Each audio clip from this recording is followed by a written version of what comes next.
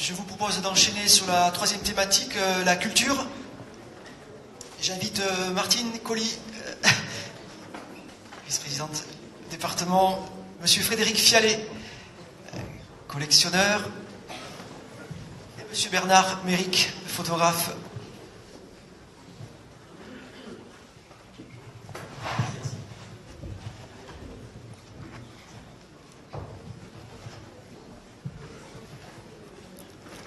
Alors, monsieur le maire l'a déjà évoqué, mais la ville s'est complètement métamorphosée dans les années 65 à 68.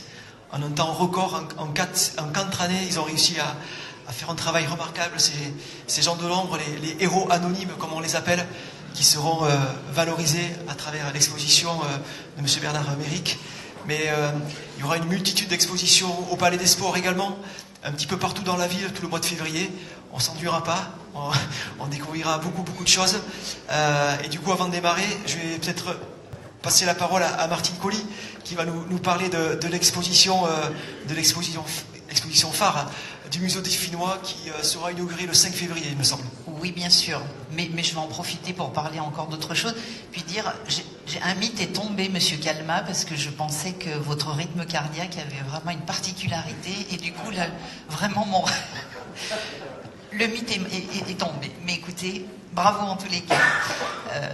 Je vais me dépêcher parce que je sais que le temps est compté. Merci, Martine. Donc, nous y voilà. C'est vrai que c'est un long travail que nous avons fait en collaboration avec la mairie de Grenoble et puis beaucoup d'autres partenaires. Mais le département, et nous vous l'avions annoncé déjà au mois d'octobre, a un volet vraiment très large pour ces manifestations. Et bien sûr, notre programme commence avec les collégiens. Madame Henry en a parlé. Alors, entre le 23 janvier et le 2 février, c'est un appel à projet qui a été lancé au mois d'octobre, et les collégiens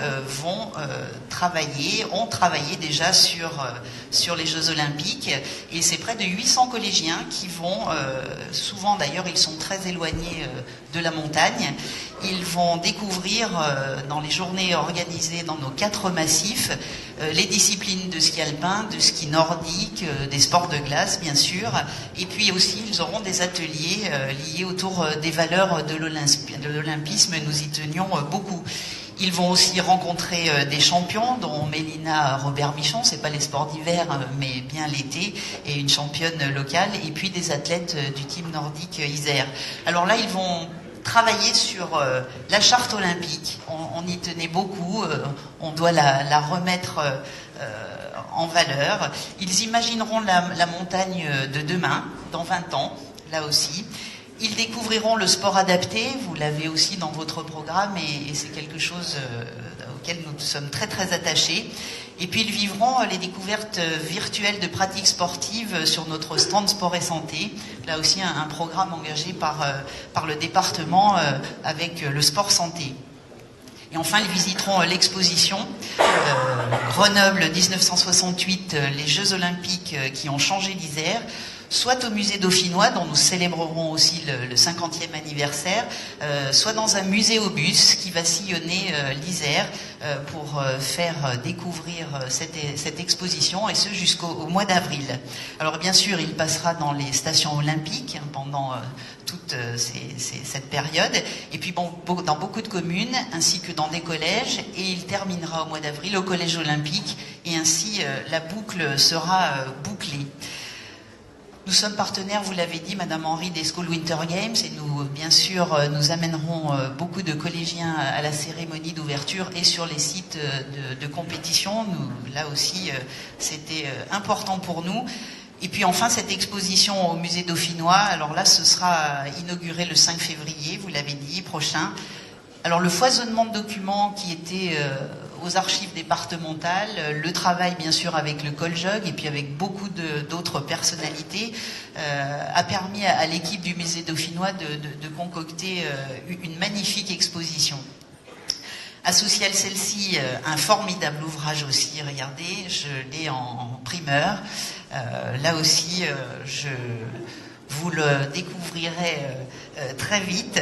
Et il est édité, bien sûr, par la Maison Glénat. C'est un très beau travail de recherche que vous découvrirez très rapidement.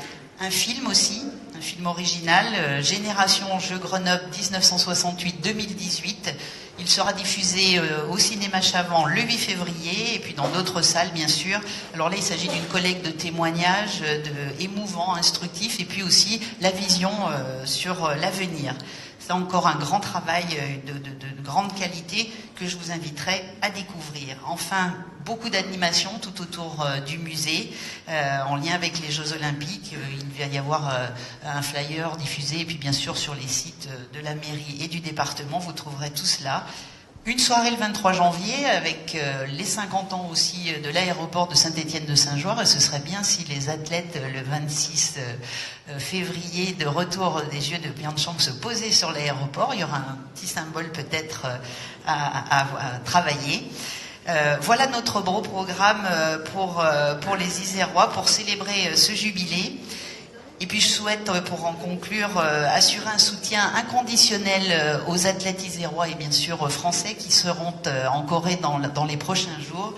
Et puis permettez-moi, pour conclure, de vous souhaiter une belle année 2018 que j'ai placée sous le signe santé, bonheur, jeunesse et sport.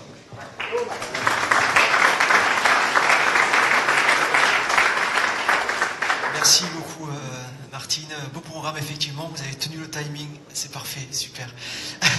On va pouvoir enchaîner du coup avec d'autres expositions, notamment l'exposition de monsieur Frédéric Fialet, ici à mes côtés. Cette célébration des 50 ans aussi a été une question de rencontre et c'était une belle rencontre là, monsieur Fialet, collectionneur, passionné, qui a plus de 3000 pièces concernant les JO 68. Vous allez exposer 150 pièces au Palais des Sports durant toute la période. Est-ce que vous pouvez nous en dire un tout petit peu plus, s'il vous plaît?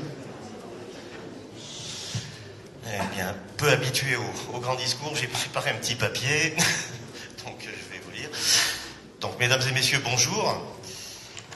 Je suis très heureux et à la fois honoré d'être là aujourd'hui en tant que partenaire de la ville de Grenoble pour ces festivités célébrant le 50e anniversaire des Jeux. Le service communication de la mairie a fait appel à moi il y a quelques mois en tant que collectionneur sur le thème des Jeux de Grenoble pour monter une exposition. Avec l'équipe de Béatrice Caroubier et Franck Corillon, nous avons décidé de présenter au public une partie de nos collections en créant un espace composé de plus de 150 objets mettant en scène la vie quotidienne d'une hôtesse pendant les Jeux. On retrouve en effet cette personne, de par sa fonction d'interprète, à tous les niveaux. Présente et indispensable au bon déroulement des Jeux, c'est ainsi 370 personnes qui ont été recrutées et elles assureront différentes tâches comme l'accueil des délégations étrangères, l'information du public, la communication des résultats et bien d'autres missions. Cette exposition ouverte au public est gratuite. Elle se tiendra dans le hall d'entrée ouest du Palais des Sports du 10 au 25 février. J'espère ainsi faire découvrir les Jeux de Grenoble aux nouvelles générations et rappeler quelques bons souvenirs aux plus anciens. Je vous remercie de votre attention. Merci. Merci beaucoup Frédéric pour ce bon moment, et je sais que cette exposition marquera les esprits parce que là il y a des pièces vraiment uniques pour le coup et représentatives. Merci beaucoup. Je vous propose de continuer d'enchaîner avec monsieur Bernard Méric, photographe varois de naissance mais grenoblois d'adoption. Vous aimez parcourir et découvrir la ville avec un regard différent. Du coup, voilà, on a l'honneur d'avoir votre présence parmi nous. Comment avez-vous créé le lien avec toutes ces personnes qui ont construit les Jeux, sans qui les Jeux n'auraient peut-être pas existé, ces héros anonymes comme on les appelle? Comment avez-vous créé le lien avec ces personnes-là et créé un climat de confiance? Oui, bonjour à tout le monde. Donc l'objectif qui avait été rappelé par Monsieur le maire et que vous venez un peu d'évoquer a été d'identifier et de faire des portraits des personnes qui ont contribué au jeu, mais pas d'une façon sportive, je dirais. Donc ce sont des personnes soit qui ont travaillé dans l'organisation, et vous évoquez les hôtesses, il y a certaines hôtesses qui sont dans ces portraits, mais aussi, surtout, au niveau de la construction de la multitude de bâtiments, en incluant celui dans lequel on est aujourd'hui, mais aussi de l'infrastructure. Donc le point de départ a été de trouver ces personnes. Je pensais que c'était facile, mais à vrai dire, j'ai presque mis 2 mois au départ pour identifier des personnes. J'ai eu beaucoup d'aide des associations. J'ai pris mon vélo et je suis allé me promener à Mistral, Tesser, dans les associations pour trouver des personnes. J'ai travaillé, je remercie Bernard Lousset du Coljoc qui m'a donné quelques pistes. Et au bout d'un moment, j'ai trouvé effectivement un grand nombre de personnes, une trentaine, 35, qui sont dans l'exposition. Ces personnes-là, une fois identifiées, il a fallu quelque part les mettre en confiance. Bon, si on vient vous voir en vous disant ben voilà, j'aimerais faire une photo de toi, et puis tu seras dans un musée ou une exposition en grand format pour quelque chose que tu as fait il y a 50 ans, et pendant ces 50 ans, ben, on t'a jamais posé de questions. Je pense que la première réaction est quand même de se dire bon, allez, je vais réfléchir. Une de ces photos qui est là, qui est de Lagdar, en fait, est tout à fait particulière. J'ai vu Lagdar une vingtaine de fois pendant 3 mois. Il ne voulait absolument pas poser pour une photo. Il faut dire que Lagdar marche avec son masque à oxygène. Au bout d'un moment, il y a simplement 2 semaines, j'ai dit à Lagdar, allez, vas-y, pose, allez, on y va. Il m'a dit, oui, j'enlève le masque 2 secondes. Et son collègue, lui a mis la capuche par-dessus la tête. J'ai fait 2 photos. C'est d'ailleurs ce qui est assez amusant dans cette exposition, c'est que la partie photographie, dans ce travail, la partie photographie représente 2, 3%, 5% de ce que j'ai fait. Le reste, c'était de la communication, des échanges. J'ai énormément appris sur ce que ces personnes ont fait. Beaucoup sont venus à 20 ans, donc 20 plus 50, elles ont 70 ans minimum, certains 80. J'ai beaucoup appris sur leur vie, sur ce que ces personnes ont fait pour les Jeux et pour la ville. Vous avez vu que le thème est « Ils ont fait les Jeux ». Donc c'est quelque part un clin d'œil, en fait, puisqu'on utilise cette phrase d'habitude pour les sportifs. Là, c'est ils ont fait les Jeux parce que, en fait, ils ont contribué à la construction. Dernière petite histoire, un facteur, en fait, est dans l'exposition. Et ce facteur m'a expliqué sa tournée qu'il faisait en 68. Il partait de ce qui est aujourd'hui la piste cyclable de la MC2 et qui était un passage à niveau. Et il m'a expliqué ce qu'il faisait dans la boue en me donnant les noms de toutes les personnes auxquelles il allait livrer son courrier. Il m'expliquait les vaches, Et très vite, je me suis dit, ben, finalement, non seulement ils ont fait les Jeux, ces personnes, mais ils ont fait Grenoble. Parce que l'infrastructure, après cette époque, après 68, il n'y a rien à voir avec l'infrastructure qu'ils avaient à l'époque. Donc ça a été passionnant, émouvant, beaucoup d'émotions dans les contacts avec les personnes. Et je vous invite donc à aller voir cette exposition qui a lieu au Jardin de l'Hôtel de Ville à partir du 5 février. Merci beaucoup.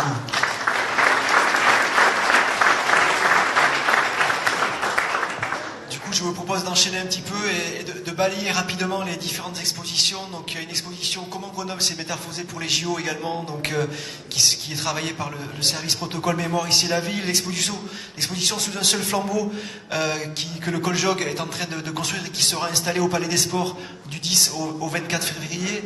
Autre exposition donc sur l'impact de la presse pendant les Jeux Olympiques également qui aura lieu donc à la Bibliothèque d'études et du patrimoine avec l'intervention de Jacques Lesage notamment.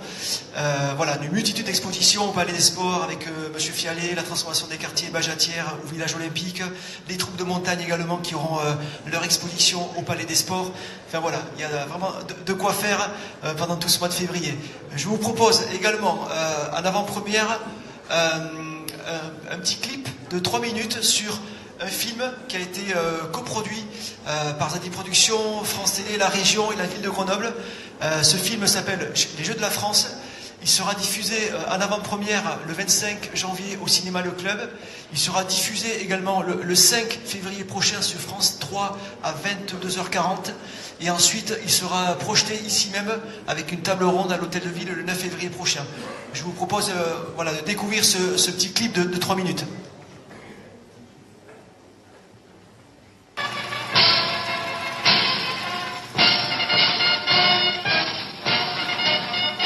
Une flamme allumée au berceau des Jeux Antiques vient d'entamer un périple de 7200 km qui se terminera le 6 février à Grenoble.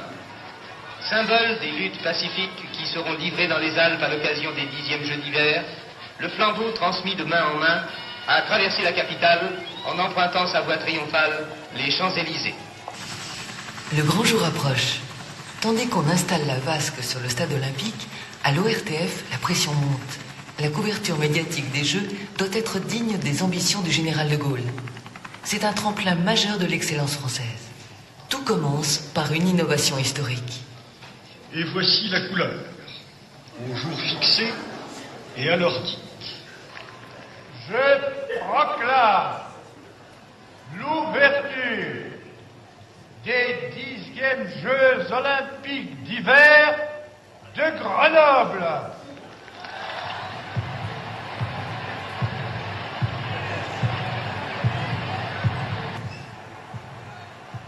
Voilà, là je me retourne et c'est là où je me donne 3-4 secondes pour avoir le plaisir d'arrêter le temps.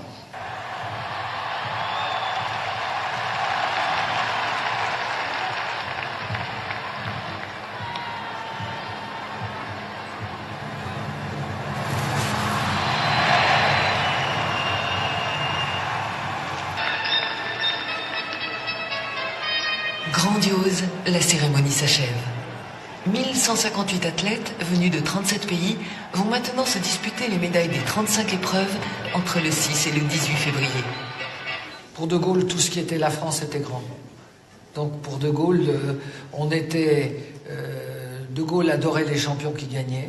On sortait quand même des championnats du monde de Portillo où on avait fait 16 médailles sur 24 et les filles, nous avons gagné toutes les médailles d'or. Aucune équipe n'a fait ce que l'équipe de France d'Honoré Bonnet, avec les Killy, Lacroix, Perilla, Guachel, Famoz, Mirsterer a fait. Compétition olympique de slalom spécial homme. Premier, médaille d'or. Jean-Claude Killy, France. Avec 4 médailles d'or, 3 d'argent et 2 de bronze, les équipes françaises ont comblé les espérances. Les jeunes athlètes l'ont confirmé, ces Jeux ont été une vitrine prestigieuse pour la République gaulienne, arrivée 3e au classement général. Événement sportif avant tout, les Olympiades étaient aussi une opération commerciale. Schuss, c'est la première mascotte, mais non officielle, de l'histoire des Jeux. Des Jeux dont l'emblème, un cristal de neige qu'entourent les 3 roses rouges symbolisant la ville, est reproduit à l'envi. Sur des timbres, des millions de boîtes d'allumettes, des porte-clés ou des cartes postales. Plus surprenant aujourd'hui, 2 marques de cigarettes sont créées spécialement pour l'événement.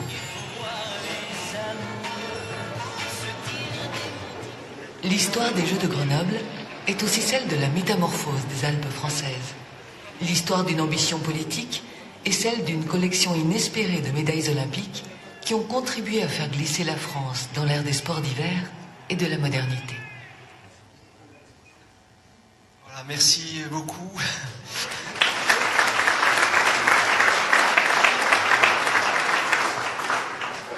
Alors nous avons la chance d'avoir monsieur Dominique Gibraille, le producteur du film, ici présent. Vous pouvez vous lever, monsieur Dominique Gibraille. Merci beaucoup parce que c'est grâce à vous. Avec Laurence Tourdan, merci. Donc vous venez de voir un petit extrait de ce film documentaire qui dure 52 minutes et donc qui sera diffusé à de nombreuses reprises. On enchaîne par le territoire, donc je vais demander à... Merci messieurs, dames, excusez-moi. Je vais demander à monsieur Franck Lecoutre, directeur de l'Office du tourisme de Grenoble, de Champs-Rousse. La bévue.